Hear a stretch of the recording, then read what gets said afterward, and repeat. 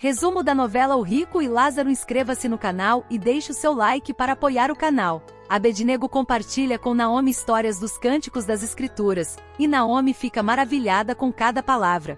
Sadraque chega anunciando que Lia despertou, e Abednego comemora a boa notícia. Orzabum questiona a presença da mãe no local, e Shag explica que acreditava que Helga e Zelfa eram suas amigas. Orzabum comenta que o ambiente lá não estava bom.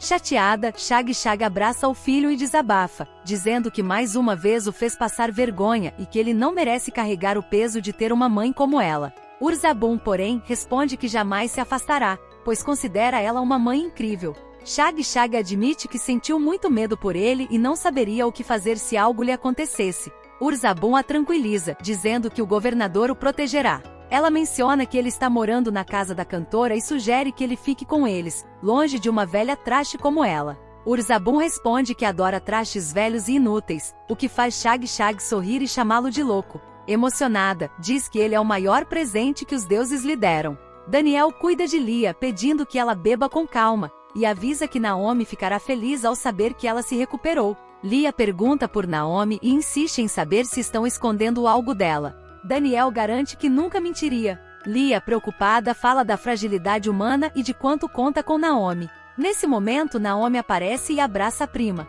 Abednego comenta que ambas passaram por momentos difíceis e chegaram muito debilitadas, mas Sadraque ressalta que felizmente resistiram. Naomi pergunta como Lia se sente, e ela responde que está muito melhor, embora ainda abatida. Naomi então questiona o futuro delas e Raquel estranha a pergunta. Naomi explica que o rei permitiu que elas ficassem até se recuperarem, mas teme que depois tenham de retornar às obras. Daniel e seus amigos ficam em silêncio, sem saber o que responder. Helga lamenta como foi ingênua ao orar por um traidor, abraçar seu corpo frio, e só então descobrir que ele a enganava todo o tempo. Zelfa tenta acalmá-la, dizendo que isso não lhe fará bem. Helga, indignada, pergunta como deveria se sentir, sabendo que Shag, fingindo ser sua amiga, a traiu pelas costas. Zelfa confirma que é verdade.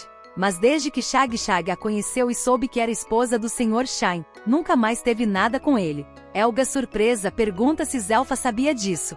Zelfa admite que descobriu há pouco tempo. Ela conta que quando sua senhora ficou embriagada, ela foi até a adivinha e ela revelou tudo. Zelfa ainda disse que tentou afastá-la da casa, mas foi naquele momento que tudo veio à tona. Helga questiona por que Zelfa não a avisou antes, permitindo que algo tão grave acontecesse sob seu nariz. Zelfa responde que Shag garantiu que o adultério aconteceu apenas quando elas viviam em Jerusalém. Mesmo assim, ela se sente rodeada de traidores. Helga se vira para Zaki e exige saber se ele sabia de algo, se percebeu o pai trocando olhares com Shag. Ela insiste, perguntando se ele sabia e acusando-o de ter guardado o segredo, enquanto ela, uma tonta indigna de amor e respeito, ignorava tudo. Talita e Samira tentam defendê-la, dizendo que também não sabiam de nada. Helga se sente humilhada, falando que todos a olhavam com pena, enquanto ela fazia papel de ingênua. Zaki, aflito, admite que sabia, mas explica que não foi fácil guardar esse segredo. Helga, em sua dor, diz que agora entende por que Zaki matou o próprio pai. A declaração choca a todos. Zaki pergunta, horrorizado, o que ela está dizendo. Zelfa tenta intervir, chamando por Helga, mas Talita e Samira se perguntam se Zaki é mesmo o responsável, imaginando que o culpado era Absalom. Zaki nega tudo, dizendo que não matou ninguém e pedindo que a mãe pare de acusá-lo injustamente. Helga pede desculpas, dizendo que não era isso que queria dizer, e se retira para ficar sozinha. Enquanto isso, Daniel explica que elas precisam retornar ao trabalho, mas que só será possível quando estiverem completamente recuperadas, o que ainda não é o caso de Lia. Ela insiste que está muito melhor, mas Daniel afirma que buscará uma solução com o sumo sacerdote. Lia, no entanto, sabe que, como escrava, será obrigada a retornar aos trabalhos pesados. Ela agradece a bondade e o carinho que receberam, reconhecendo que fariam ainda mais se pudessem. Mesaque sugere que, enquanto Lia está lá, aproveitem para levá-la aos jardins.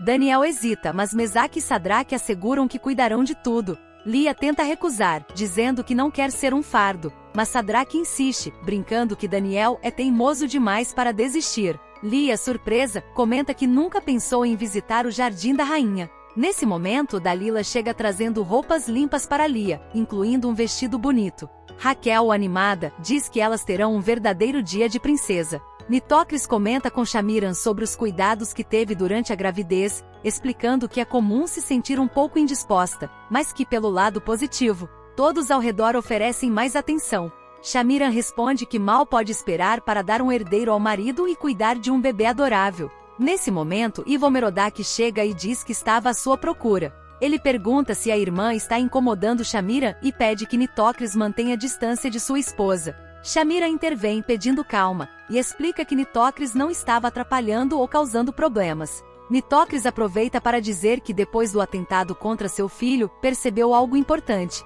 o maior tesouro que existe é a família, e por isso quer contribuir para que possam viver em harmonia. Shamiran a apoia, dizendo que essa é a atitude certa. Ivo, desconfiado, comenta que é difícil acreditar, mas se Nitocris estiver sendo sincera, a maior beneficiada será ela própria. Nitocris garante que Shamiran pode contar com sua ajuda para qualquer coisa de que precise. Ivo, no entanto, alerta a esposa a ter cuidado, afirmando que conhece bem a irmã e que essa doçura não combina com seu verdadeiro caráter. Shamiran pede que ele não seja tão severo, dizendo que todos podem mudar e se arrepender. Ivo, cético, responde que Nitocris não é do tipo que faz algo sem interesse, certamente já está tramando alguma coisa. Enquanto isso, Samira pergunta aos irmãos se não vão abrir as barracas naquele dia. Tamir responde que estão de luto. Talita sugere que eles saiam para caminhar pelas ruas da Babilônia, mas Tamir prefere ficar em casa. Samir comenta que eles não têm assunto para conversar. Talita insiste perguntando sobre a noite anterior, enquanto Samira quer saber o que eles fizeram. Tamir fica na defensiva, perguntando que tipo de perguntas são essas. Samir então revela que saíram para procurar o pai. Talita pergunta se conseguiram encontrá-lo, mas Samir, irritado, retruca, questionando se elas estão desconfiando deles. Talita nega, dizendo que estão apenas preocupadas. Em outro lugar, Mesach pergunta às Penais se haveria problema em levar as meninas ao jardim. As Penais responde que não há problema nenhum, especialmente porque a rainha não planejou visitar o jardim naquele dia, permitindo que fiquem à vontade naquele espaço maravilhoso. Ele ainda brinca, dizendo que é uma ideia bem melhor do que utilizar a piscina do harém como haviam feito antes. Mesach justifica que aquilo foi uma situação de extrema necessidade. As Penais concorda, mas acrescenta que achou uma cena marcante: a escrava nos braços do governador dentro da piscina, uma bela imagem. Ele comenta que talvez a moça tenha tocado o coração do governador, que sempre foi tão sério e compenetrado, mas agora demonstra sensibilidade. Mesach responde que ela possui um coração puro. As Penais oferece ajuda, dizendo que pedirá à cozinha que prepare algo para eles aproveitarem no jardim. Nesse momento, a rainha de Judá chega, exigindo uma audiência com a rainha principal. Se você gostou do vídeo, não esqueça de ativar o sininho das notificações para receber o aviso de novos vídeos. Obrigado.